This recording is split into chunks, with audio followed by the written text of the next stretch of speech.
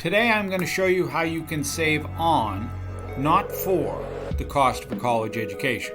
See, there are two very different prices for college. One for those who are informed and one for those who are uninformed. By the end of this video, our goal is to make you an informed buyer. First, let's discuss the current college cost landscape. College costs keep going up, right? The average public university or college for 4 years right now is about $82,000. When we look at a private college or university, that number is around $180,000 when we look at tuition and room, board, fees, all of that stuff. In fact, right now there's over 250 colleges that for a single year will charge more than $50,000 a year. The scary statistic is that of the incoming freshmen, only 53% of them will actually graduate in 6 years or less. It's easily for a family to exceed more than $250,000 on education for one child.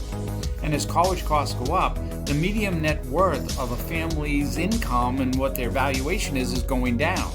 According to Sallie Mae, 60% of families were not saving for college, and the reason given was they didn't have enough money to save. To bridge that gap of college costs and use available resources, families are taking on more and more student debt. You know, the top parent concerns out there is that fear that they're going to die before the child or children are grown, saving for retirement and job security. Many parents jeopardize their retirement nest eggs in order to satisfy these financial costs. And when it comes to college planning, there is no one-size-fits-all type of solution. It's all about knowing the ins and outs of what is a very, very complex topic, and how to apply the aspects of college planning and funding to your circumstances so that you do not pay $1 more than what is absolutely necessary. Okay, so how is financial aid determined? Colleges use the EFC, that is the expected family contribution.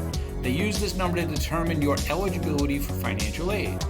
They use your income, parents, students' income, liquid assets, they combine it all together and come up with the minimum that you are expected to contribute toward the cost of college.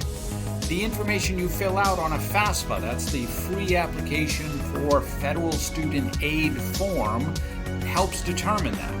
If you are going to a public university or college, that's all you need to complete. If you move to a private university or college, then you also have to complete a CSS profile, that is the College Scholarship Service profile, and they'll calculate your EFC from there. So figure financial aid equals the cost of attendance minus the EFC. Your EFC, however, is just the starting point for your out-of-pocket costs. It's not the cost of attending college. Using strategies that increase financial aid eligibility will reduce your costs, the gap that you might have, the need for debt financing. And there are three sources for paying for college costs: free money, cheap money, and resources of the family, including loans. The goal of planning for financial aid? Increase free money. Since need-based financial aid is driven by your EFC, you want to do anything legally possible to lower your EFC and increase financial aid eligibility. You have some control over EFC, in some cases significant control. But planning must occur before financial aid forms are filed. Once you submit the FAFSA CSF profile, you significantly curtail your ability to increase your financial aid based on your EFC. Remember, you can also always appeal any financial aid decision made by the school or university. But it's better to be prepared. Determine ahead of time what is required by the school. How are they calculating EFC? What's being assessed and how much? What planning strategies might be available that you can implement that are prudent, i.e. good for you and your retirement planning, at the same time can increase your eligibility for financial aid? Tactical planning might include some things like college admission strategies, financial aid form process, funding strategies, cash flow strategies. Remember, the less you know, the more you are going to pay. Follow us for some tips and maximize your college savings before those forms are due. Thanks for watching our video. Hopefully now you feel a little bit more of an informed buyer when it comes to the cost of college.